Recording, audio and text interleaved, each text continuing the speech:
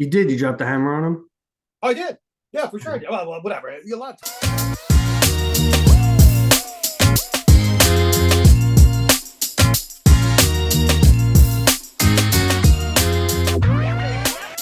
Welcome to Ticking Gray Bomb, Refined Taste for Idiots. It is the Monday following WindUp Watch Fair in New York City.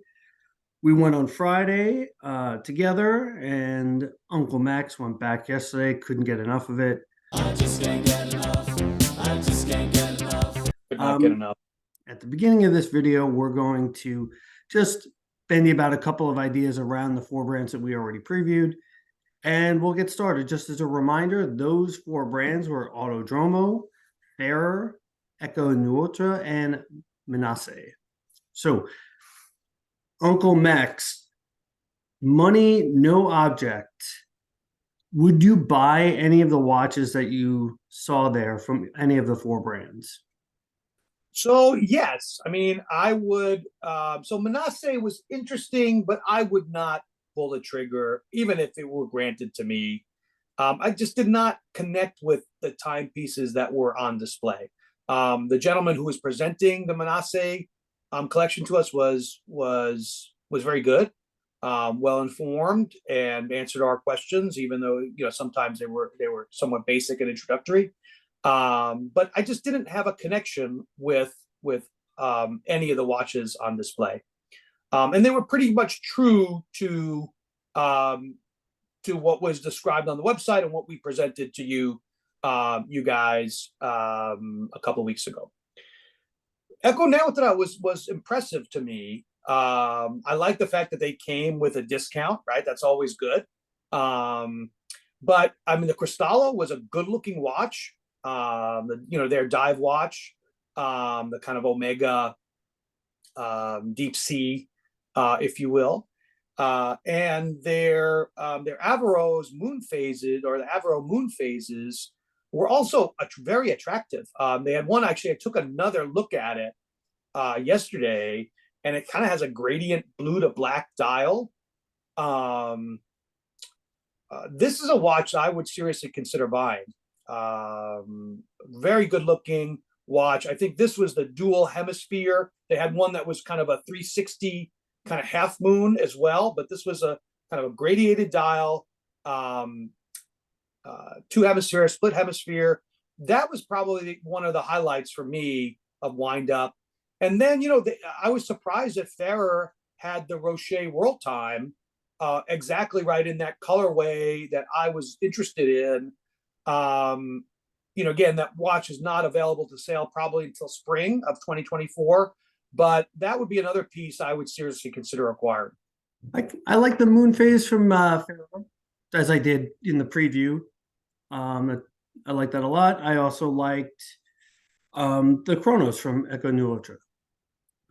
I could see something like that. I think they blended the vintage feel of it with a modern take. It definitely didn't look like a vintage watch, but definitely inspired by it. Whose story did you like the best of the four, let's call them watch designers? I said, look, I mean, you talk a lot about British style, British design. What does that mean? Right. Well, you did. And, what's that? You did. You dropped the hammer on him? Oh, I did. Yeah, for sure. Well, whatever. A lot of times it's like, what are you going to say to these people? And right. I told you, it's like, I mean, these guys, this is the best. I mean, you think you're such a great conversationalist. These guys are so bored, and they're there because they want to talk about something. So, it's like, it's like blood in the water, right? It's like feeding frenzy. So, the Fairer guy, I asked him specifically, about what he had in mind, or what that British design moniker meant to him. He felt it meant kind of attention to detail, right? And so, again, it's like, I guess, I didn't press him on this, but I guess it was really kind of tied to, connecting at his level with a higher level of horology, right? Where we talk about Swiss, having a lot of attention to detail, and maybe at this kind of micro brand level, there are corners cut, and the like. And so, if I can interpret his response, it was probably, it would be probably around, hey, we leave nothing to chance, right? We're managing every detail, and that's for us. That kind of plays into that British design piece, right? Look, I mean, Farah exhibited a lot of watches, right? We could have tried on as many watches as we want. Probably, I would say easily 20 watches, I would think, right, Mace? Yeah, they have a lot of watches. They had a lot of A lot watches of there, which was colors, nice. right? They had what 10 of those aquamatics, I think they're called. Correct. Yeah. Very bold colors. So again, I think the Farah display was impressive, and again, you're talking to folks who have a special passion for, and probably a special tie to the brand that they're representing. And so, Mace, we had a nice conversation with the folks from Autodromo as well. Yeah, absolutely. We featured that week leading up to the fair, and we met Bradley Price. He's the designer behind the brand, and it was really cool. He kind of put his personal touch and story behind each of the watches. And so, just as a reminder, I went last year with my son. My son really fell in love with the Vallelunga, the one with the black dial and kind of the red line, as if the engine were revving to capacity. And what was cool, he was happy to hear that story, that he had a fan in an 11-year-old, because that's where his love of this stuff came from, his childhood. So he grew up loving racing. He was inspired by those 60s, 70s chronographs. And he said, I love these. I just didn't want to make one that was the same as what was available at that time. I wanted to kind of modernize in a way.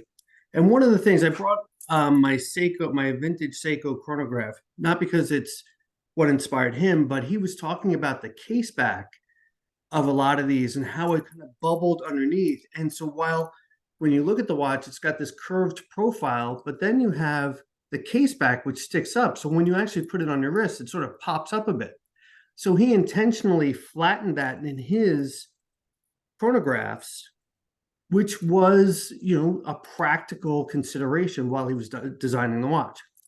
You remember he mentioned where he got the colors from. Do you remember exactly?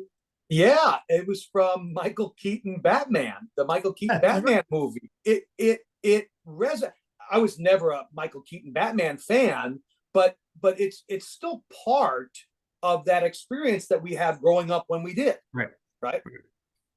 All right. And the fact that he said the colorways I picked were aligned with the Batman memorabilia that was released around the film, right? Right. Yeah. So that was we talked about that. I think it was 89. So many kids in that era had just the Batman symbol on their T-shirt, right? That's the first time that I recall kids wearing a superhero shirt outside of their house. We grew up in an era. Do you remember the underoos? Of course, right. Underoos, pajamas, superhero inspired, right? Or the costumes that you'd get at the drugstore with the plastic, with the plastic mask and the rubber band that's always way too tight because it broke and you had to tie it. Yeah. So it was cool to hear him talk about that and how he wanted to elevate those kind of 1980s digital watches inspired from the colors of Batman. So you're right, the Joker, Jack Nicholson's Joker. And he elevated the materials, right? He used a stainless steel case and a sapphire crystal. So that was a really good discussion. And I think I am going to pull the trigger on the Vallelunga for my son. So that'll be cool. That'll be a cool experience. So I think it's fair to say that Mason and I had a really good time at WindUp this past weekend.